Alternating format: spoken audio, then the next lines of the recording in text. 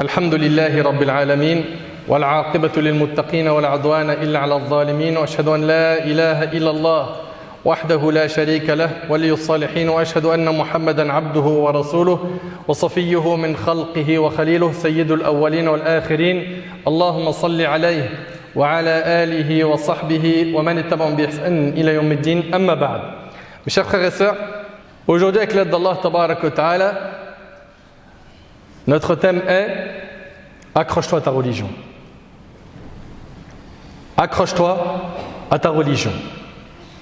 Nous vivons une époque pleine de troubles, pleine de fitan, où certains sont musulmans, bien attachés à la sunna, puis après une épreuve, ils basculent. Ils basculent dans le rang des insouciants, voire de ceux qui vont totalement abandonner la religion. Ayyadhan billah. Et ce que nous musulmans, on doit garder en tête, c'est que la chose la plus précieuse et la plus importante que l'on a dans notre vie, c'est notre religion. C'est notre capital. Tu as la religion, alhamdulillah, tu as tout. Même si financièrement, ça ne va pas. Même si dans ta vie de couple, ça ne va pas. Même si tu attends jusqu'à maintenant de te marier ou d'avoir un poste ou décrocher un diplôme ou tu as des problèmes dans le travail, on peut patienter face à toutes ces épreuves.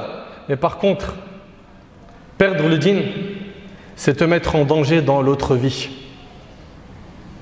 Parce que vous le savez, on vous l'a dit plusieurs fois, on est dans cette vie pour préparer l'autre. Nous, en tant que musulmans, on sait qu'on n'est pas ici éternellement et que tôt ou tard, on va quitter la dunya. La chose la plus importante que tu as, c'est ta religion. Et Allah tabarak wa ta'ala, il dit balillahu yamunnu alaykum an hadakum lil iman in kuntum sadiqin. C'est tout au contraire une faveur dont Allah vous a comblé en vous dirigeant vers la foi. C'est un cadeau d'Allah d'avoir la foi. Si toutefois vous êtes véridique.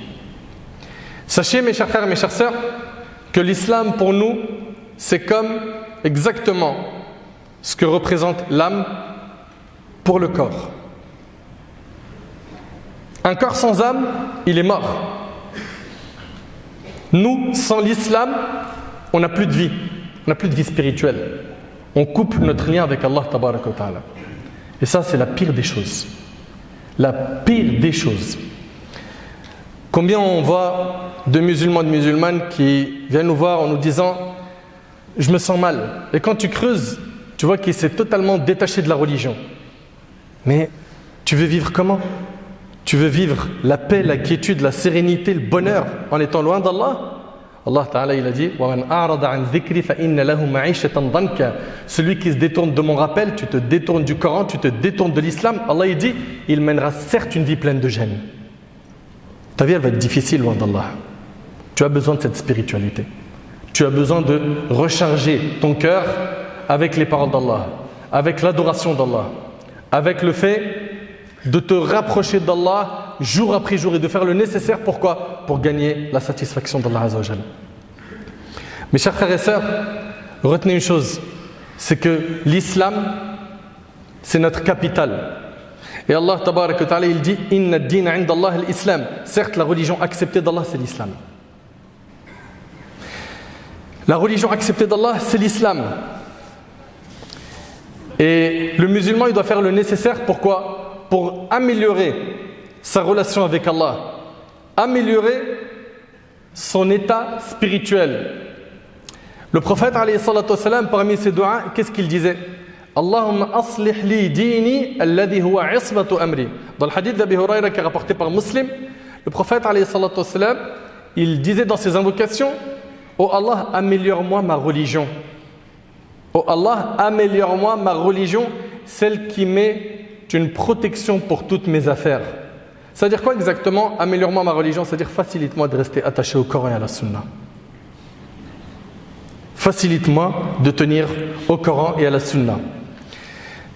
Et quand on dit le Coran et la Sunna, il faut savoir, ahbab al-kiram, qu'il y a deux piliers sans lesquels tes actions ne sont pas acceptées. Le premier pilier, c'est que tu sois sincère dans ton action. Quand tu fais une action, tu le fais pour Allah, tabarak wa ta'ala. pas pour plaire aux gens, pas pour t'acheter une image. Et le deuxième pilier, c'est que ton action soit conforme à la sunna du prophète alayhi salatu wassalam. Donc tu vas suivre le Coran et la sunna avec sincérité, en étant à chaque fois conforme à la sunna du prophète alayhi salatu wassalam. À chaque fois que tu vas faire ou que tu vas délaisser quelque chose, fais le nécessaire. Pourquoi ? Pour que ce que tu vas faire ou délaisser, tu aies une trace dans la religion pour pouvoir justement faire cette chose. Ok ? Tu as toujours une preuve qui te permet de faire ou de ne pas faire.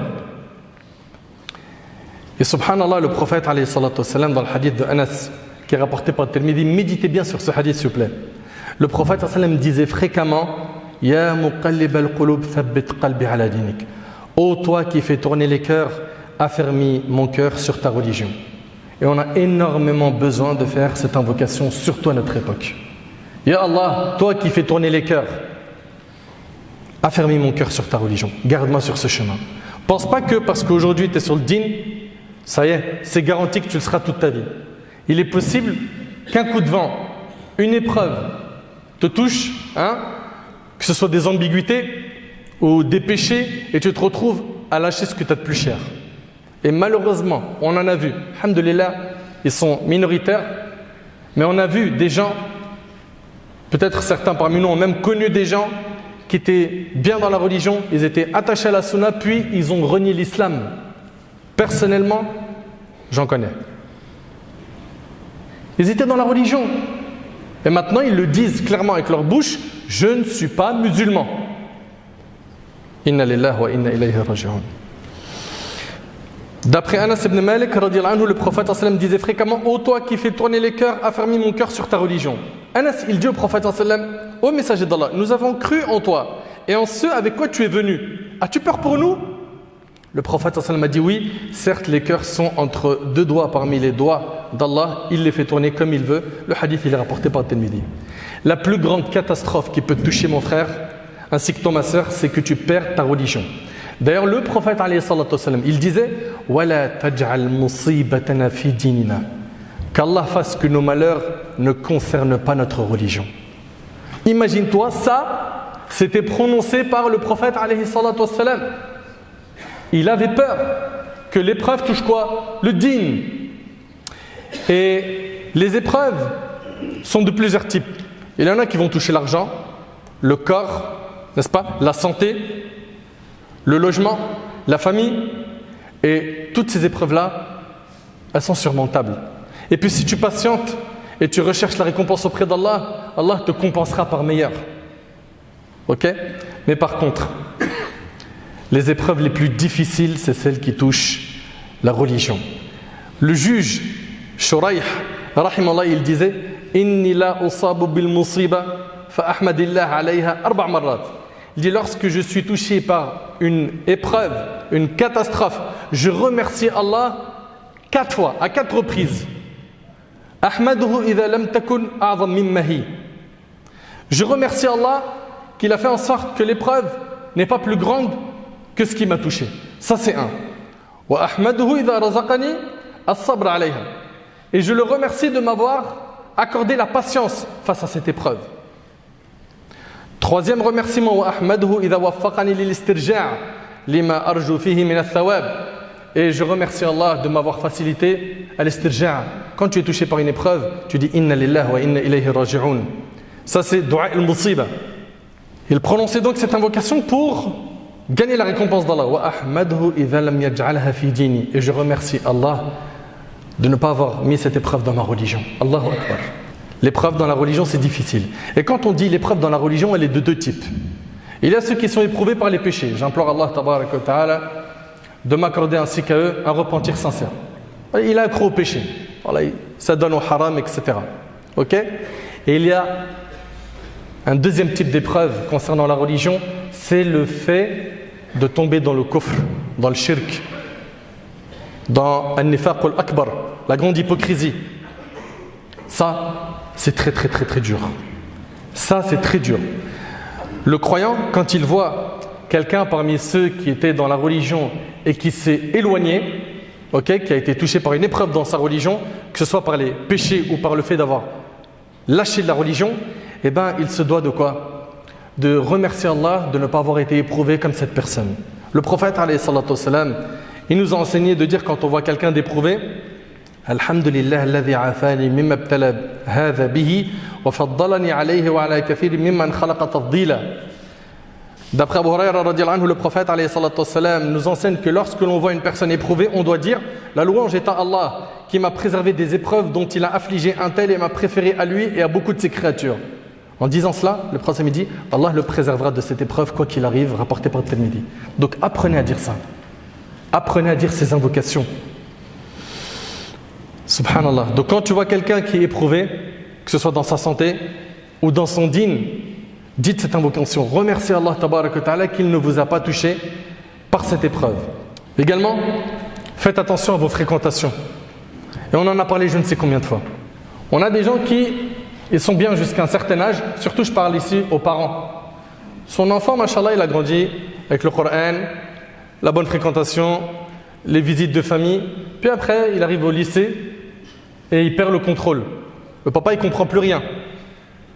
Ok ? Souvent, ce qui a déclenché l'égarement de ton fils ou de ta fille, c'est sa fréquentation. Sa fréquentation. Il fréquente qui ? Vous leur avez laissé une liberté totale et après vous vous étonnez. Et je ne suis pas en train d'appeler les parents à étouffer leurs enfants. Non, il faut que ton enfant soit épanoui, qu'il y ait un équilibre. D'accord ? Il va faire du sport, il va sortir, il veut manger avec ses amis. Voilà, il veut faire les choses de son âge qui sont autorisées, pas de problème, mais que ce soit balisé. C'est pas il sort avec n'importe qui, il rentre à n'importe quelle heure, il rentre avec des liasses d'argent, tu sais même pas ça vient d'où. Il rentre des fois avec une odeur de cigarette ou de drogue. Et j'en passe. Faites attention à votre fréquentation. Et on parle ici de la fréquentation des gens qui sont dans le batil, dans le faux, mais également ceux qui sont dans la religion et qui sont égarés, qui appellent à de l'égarement. Et combien malheureusement ils sont nombreux. Et combien ils se sont inventés un grand courage avec les réseaux sociaux. Combien ? Ils propagent du venin avec le net. Et à la fin, on s'aperçoit que des gens, ils ont quitté l'islam à cause de qui ? À cause de ces personnes qui les ont appelés Zama au din. J'ai reçu un message il n'y a pas très longtemps d'une personne qui m'a dit, écoutez bien, il m'a dit je n'étais pas musulman. Je me suis converti à l'islam. Il est resté un petit peu dans l'islam et il est sorti de l'islam. Il a dit j'ai tellement entendu parler de mise en garde que j'ai abandonné la religion. Et ces gens-là en fait là, qui mettent en garde contre tout le monde à tout va, qui réfléchissent pas, et qui parle souvent sans preuve. Il te dit juste, mais vas-y, t'as qu'à écouter l'audio de 2 heures. Écoute la vidéo de 2 heures. Mais c'est quoi le contenu ? Qu'est-ce qui fait sortir cette personne de la sunna ? Incapable de tenir avec toi une discussion scientifique. Non, c'est juste des copier-coller. Il a dit, je dis. Je ne suis pas capable d'exprimer quoi que ce soit comme argument, donc je te dis, écoute. Mais dedans, il y a quoi ? Et sors-moi, fais-moi gagner du temps. Non, parce que... Et on te dit n'importe quoi. Souvent des calomnies mensongères. Donc que ce soit ces frères-là ou d'autres qui appellent à malheureusement une autre voie que celle des pieux prédécesseurs, il faut être très vigilant et apprendre à prendre sa religion de gens qui ont un vrai cursus scolaire, qui ont plié leurs genoux chez les gens de science, qui ont étudié, qui sont diplômés. Mais non. Et donc ici, il faut faire attention à la fréquentation et de qui on prend la religion. Également, faire très attention à quoi ? À l'argent. Combien de gens ont quitté l'islam à cause de l'argent ? À cause de l'amour et de la noblesse. D'après Ka'b ibn Malik, le prophète a dit « Deux loups affamés que l'on envoie près d'un troupeau sont moins mauvais pour le troupeau que ne le sont pour la religion d'un homme, son obsession pour l'argent et la noblesse. » Et c'est rapporté par Tirmidhi. Allahu Akbar. Écoutez bien. 2 loups affamés que l'on envoie près d'un troupeau sont moins mauvais pour le troupeau que ne le sont pour la religion d'un homme, son obsession pour l'argent et la noblesse rapportée par Tirmidhi. Et aujourd'hui aussi, on a des gens qui n'accordent pas assez de valeur à leur religion et qui ont dévié, qui se sont égarés. Comment ? En suivant tous les avis marginaux qu'ils puissent trouver. Quand il sait par exemple que tous les savants, ils disent que riba c'est haram, qu'est-ce qu'il va faire ? Il va dire ouais, mais est-ce qu'il n'y a pas un savant qui l'autorise ? Et à chaque fois tu vas lui dire mais akhi, subhanallah, sur ça il y a ijma'. Il y a un consensus des savants sur l'obligation du hijab. Ok? Il n'y a pas de divergence. 14 siècles, les savants ils sont unanimes sur le fait que le hijab est obligatoire. Et tu as quelqu'un qui dit non, mais parce qu'il y a un avis qui dit que c'est permis de l'enlever. Qui? Donne-nous un nom de savant. Ok? Et donc, il y en a, en suivant malheureusement ces avis marginaux, qui se sont retrouvés pareil à dévier et à quitter le din. Donc tout ça, ce sont des choses qui sont très très graves. Très très graves, il faut faire très attention. Et notre bien-aimé, alayhi salatu wassalam, il nous enseignait que lorsque la fin des temps va arriver, eh ben, ça sera de plus en plus dur. Et Anas radiyallahu anhu, il dit qu'il a entendu le prophète alayhi salatu wassalam dire que vers la fin des temps, chaque époque sera plus dure que celle d'avant. Ok? Donc là, il faut vraiment s'accrocher à la religion. Garde en tête que c'est votre capital. Meurs avec le din. Ne lâchez jamais votre din. Quoi qu'il arrive, comprends que ton din, c'est ton capital. Quoi qu'il arrive, ne mourrez que musulman. Faites attention à tout ce qui menace votre din. Fermez les fenêtres et les portes qui menacent votre croyance, votre aqid.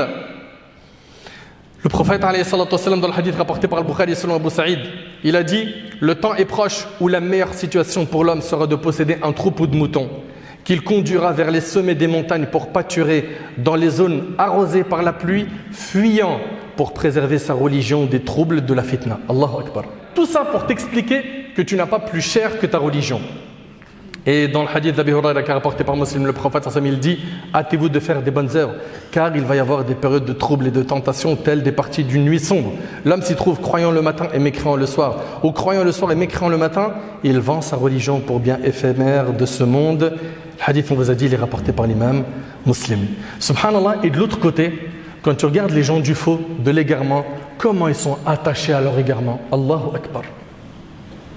Ils sont attachés à leur égarement au faux d'une manière impressionnante. Regardez Pharaon avec Moussa alayhi salam. وقال فرعون ذروني أقتل موسى وليدعو ربه إني أخاف أن يبدل دينكم أو أن يظهر في الأرض الفساد. Et Pharaon a dit: laissez-moi tuer Moïse et qu'il appelle son Seigneur. Je crains. Il craint quoi, Pharaon? Je crains qu'il ne change votre religion ou qu'il ne fasse apparaître la corruption sur terre. Vous avez vu, subhanallah, les gens du faux, comment ils sont attachés à leur faux. Et Allahu Akbar, Allah tabarak wa ta'ala, il nous a comblés de bonheur par l'islam. Et certains aujourd'hui, ils disent non, j'ai des doutes. Mais si tu as des doutes, va voir les ulama, les gens de science avec tes doutes. Si tu as des doutes, étudie la religion, les doutes vont disparaître. Les savants ont répondu sur tout cela. Par la grâce d'Allah tabarak wa ta'ala, les savants qui sont les héritiers des prophètes, comme l'a dit le prophète sallam, il y a par la grâce d'Allah de quoi apaiser ton cœur bien comme il faut dans notre patrimoine. Et même si tu as entendu des ambiguïtés, des gens qui attaquent notre dîn avec des sujets qui vont être sensibles et tu n'as pas les outils pour contrer, sache que les savants, ils ont mâché ce travail depuis très longtemps. Tu n'as pas le niveau pour regarder ça? Va voir quelqu'un qui a le niveau et viens avec ton ambiguïté, mais garde en tête que tu es sur le haqq. Ok? Et que quand quelqu'un il vient et te dit oui, vous dans votre religion, et il t'attaque, c'est volontaire, et il commence à te piquer, la première chose, dis-lui: excusez-moi, vous êtes théologien?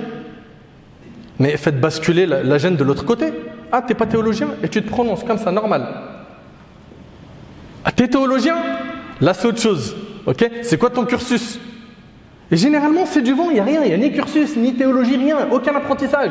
C'est juste des ambiguïtés qu'ils prennent et qu'ils essayent d'injecter dans nos rangs. Le dîn, il est mahfouz. Allah tabarak wa ta'ala préservera ce dîn par la grâce d'Allah. Et il y a des gens de science à toute époque qui sont là justement pour orienter, aider et répondre à ces égarements. Mes chers frères et sœurs, les croyants véridiques, c'est ceux qui s'attachent à la religion et qui, pour rien au monde, ne changent de religion. Regardez, subhanallah. À l'époque, il y a eu une discussion entre Héraclus et Abu Sufyan. Abu Sufyan, très connu par les Mecquois, Quraysh, okay? Une personne de haut rang, un chef. Il rencontre Héraclus. Et Héraclus, il lui dit quoi? Il lui pose la question sur les compagnons du prophète. Il lui dit: en est-il parmi eux qui, après avoir adopté sa religion, la prennent ensuite en aversion et apostasie? Héraclus demande à Abu Sufyan: est-ce qu'il y a parmi les musulmans, les compagnons, certains qui, une fois qu'ils ont embrassé l'islam, après, ils apostasient, ils lâchent la religion. Abu Sufyan répondit non. Regardez ce qu'il a dit Héraclius. Héraclius lui a dit, et c'est bien ainsi qu'agit la foi quand sa grâce pénètre dans les cœurs. Il lui a dit, subhanallah, et c'est bien ainsi qu'agit la foi quand sa grâce pénètre dans les cœurs. Subhanallah. Allah tabarak wa ta'ala nous dit ya ayyuhalladhina amanu taqullaha haqqa tuqatih wa la tamutunna illa wa antum muslimun. Oh les croyants, craignez Allah comme il doit être craint et ne mourrez qu'en pleine soumission. Mourrez musulmans. OK? C'est ce qu'a demandé Yusuf alayhi salam, tawaffani muslima wa alhiqni bis salihin. Fais-moi mourir musulman. Ça c'est le prophète Yusuf. Et fais-moi rejoindre les vertueux. Wa la tamutunna illa wa antum muslimun. Ne mourrez qu'en pleine soumission. Mes chers frères, mes chères sœurs, toute personne qui connaît la valeur de cette religion doit faire le nécessaire. Pourquoi? Pour bien la mettre en pratique. Et si tu la mets bien en pratique, Allah il va te protéger. Il va protéger ton dîn. Il va protéger ta croyance. Tu ne seras pas bousculé, secoué par ces vagues qui amènent à l'égarement. Allah tabaraka wa ta'ala préserve le serviteur dès lors qu'il fait le nécessaire. Pourquoi? Pour appliquer les commandements de la religion. Regardez le prophète Yusuf alayhi salam. Allah tabaraka wa ta'ala dit kadhalika linasrifa anhu as-su'a wal fahsha innahu min ibadina al-mukhlasin. Vous savez très bien que Yusuf alayhi salam, le prophète Yusuf, il était beau et il a été tenté par Zulaykha, n'est-ce pas?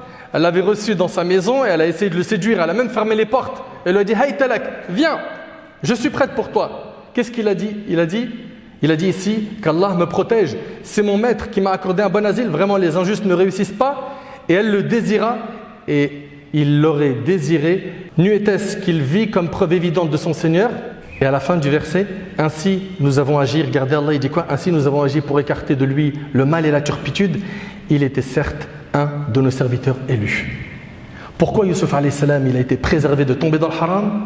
Parce que c'était un bon serviteur d'Allah tabaraka wa ta'ala. Si toi tu es un bon serviteur d'Allah, comme Allah a préservé Yusuf, il te préservera de tomber dans le haram, de tomber dans la fornication, de tomber dans le riba, de tomber dans le kufr, dans le shirk, il te protégera. Donc les clés on les connaît. Apprenez la religion, faites des invocations comme le prophète sallam pour qu'Allah tabaraka wa ta'ala nous garde sur ce chemin, fréquentons des pieux et surtout écartons-nous du haram un maximum afin justement d'avoir cette protection d'Allah tabaraka wa ta'ala. Qu'Allah tabaraka wa ta'ala me permet ainsi qu'à vous de pratiquer notre dîn jusqu'à notre dernier souffle. Qu'Allah azza wa jal nous fasse mourir musulmans. Qu'Allah azza wa jal nous raffermit lors des moments d'épreuve. Qu'Allah tabaraka wa ta'ala nous accorde une bonne compréhension de sa religion et surtout une bonne fin.